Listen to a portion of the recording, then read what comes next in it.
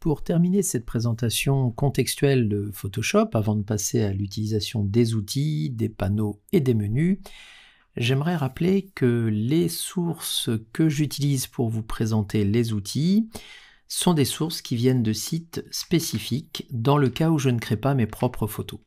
Alors quand je crée mes propres photos, j'utilise des logiciels d'intelligence artificielle, notamment Midjourney, sur lequel je travaille pour créer mes propres contenus. Je pourrais vous montrer quelques exemples de contenus créés dans Midjourney, mais quoi qu'il en soit, dans la plupart des cas, et pour gagner du temps, j'utilise des sites comme Unsplash, Pixabay ou Pexels. Alors voilà les sites dont je vous parle.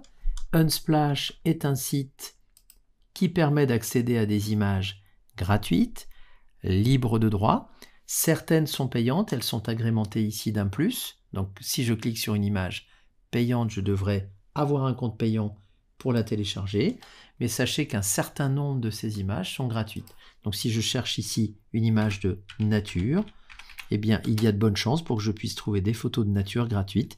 Évitez simplement de prendre les photos qui se situent au tout début de la partie haute de l'écran, puisque ça vous emmène en général vers des sites payants. Si vous souhaitez accéder aux images gratuites, eh bien à ce moment-là, utilisez les images dans lesquelles il n'y a pas de plus, ce qui vous donne accès à votre bouton vert ici de téléchargement. Et n'oubliez pas ici que la qualité que vous choisissez, ce sera la taille en pixels, donc la définition de l'image, qui permet une exploitation de taille plus ou moins grande de votre visuel pour la retouche, le montage ou le projet graphique. Dans Pexels, c'est exactement la même chose, un Pexels avec un S. Vous avez ici la possibilité de chercher des fruits. Vous allez valider, obtenir une liste de propositions autour du fruit. On peut même être un peu plus précis. Je peux chercher des bananes ou je peux chercher des pastèques. Et évidemment, on me proposera évidemment des photos en rapport avec le thème du moment. Donc pareil, ici, la plupart sont gratuites, avec toujours ici un petit bouton vert qui me permet de choisir la qualité qui m'intéresse.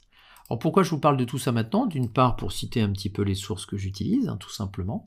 Ça va être la même chose dans Pixabay, même topo avec ici le choix du critère et la photo qui m'intéresse. Et puis au-delà de ça, quand vous allez vouloir travailler sur un outil qu'on aura vu ensemble, moi je vais vous présenter cet outil dans un contexte particulier.